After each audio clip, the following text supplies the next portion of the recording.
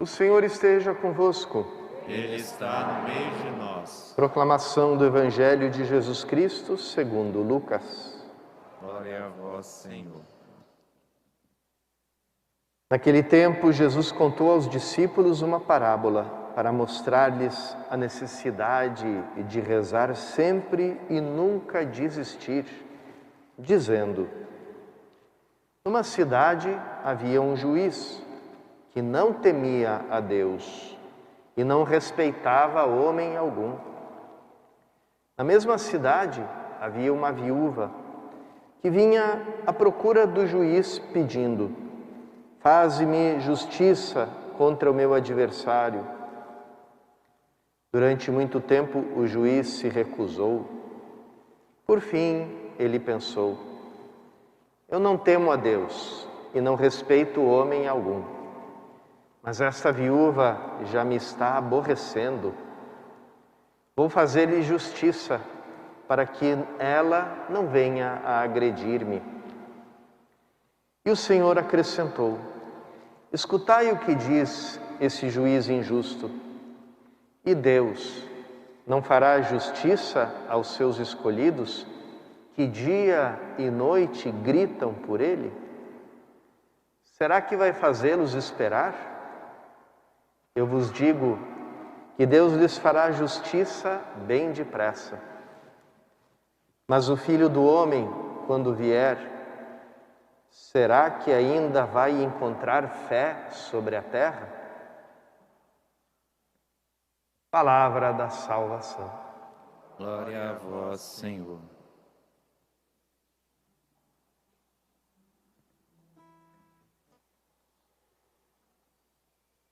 Jesus faz essa comparação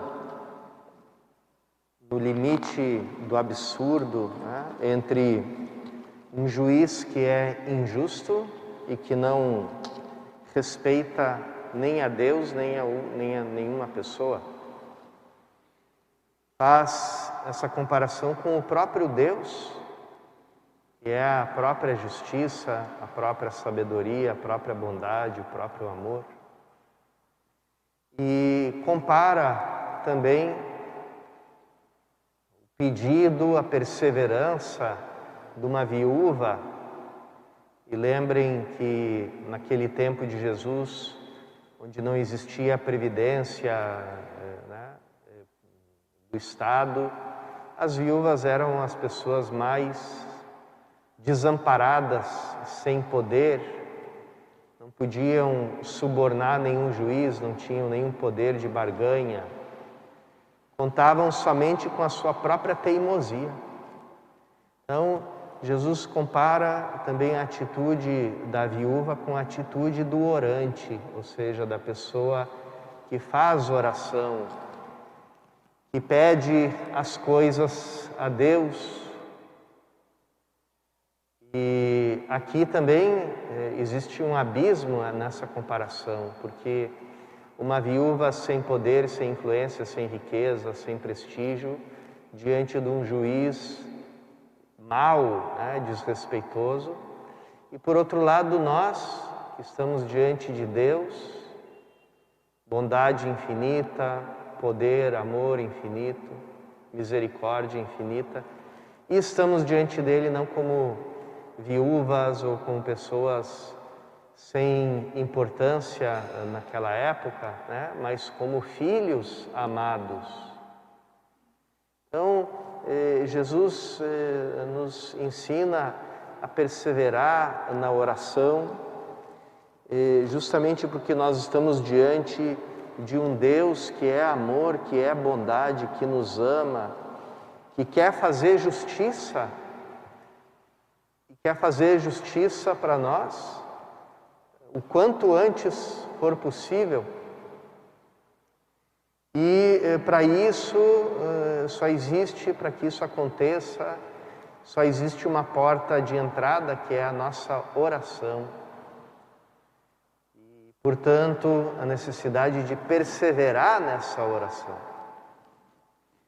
Aqui a gente pode perguntar: bom, mas se Deus pode tudo e Ele quer nos dar tudo de bom, por que a gente às vezes tem que rezar e pedir uma coisa durante anos, antes de ser atendidos?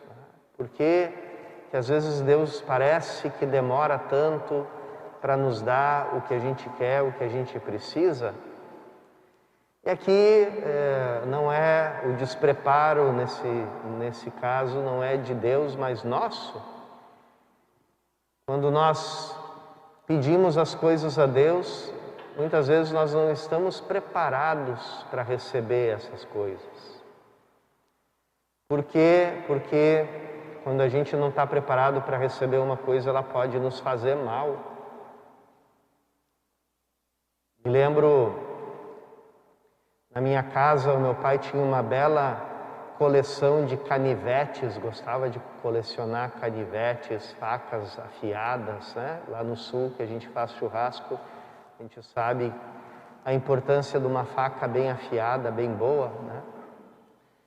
E nós, quando éramos crianças, a gente via que ele guardava essas facas, esses canivetes numa gaveta, né? Muito bem guardada. E tudo que a criança quer é imitar o pai, né? Ter aquelas mesmas facas, aqueles mesmos canivetes que o pai. Mas o pai, é claro que nos mostrava de longe, mas não deixava a gente nem encostar, nem chegar perto com a mão. Por quê? Porque uma criança, uma coisa que é boa, pode fazer um mal muito grande, né? De fato, meu irmão caçula um dia encontrou ali descuidado fora do lugar um canivete japonês muito bem afiado e fechou o canivete, só que com um pequeno detalhe, com o dedão dele no meio, né? E o meu pai praticamente viu o filho caçula com a parte do dedão pendurada, né? Teve que fazer ali uma cirurgia às pressas, né?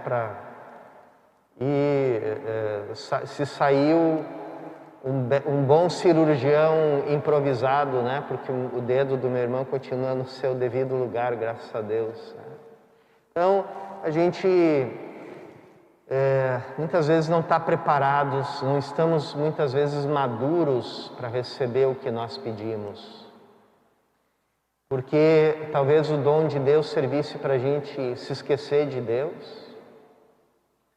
Talvez porque o dom levasse a gente a cair no orgulho, na soberba, de se achar melhores que os outros. Talvez recebendo o dom, o presente, a graça de Deus de forma rápida demais, a gente não daria o devido valor para ela. Tem tantos motivos, né, pelos quais a gente não é capaz ainda de receber o que a gente está pedindo, apesar de que aquilo que a gente pede que possa ser uma coisa importante, boa para nós, necessária para nós.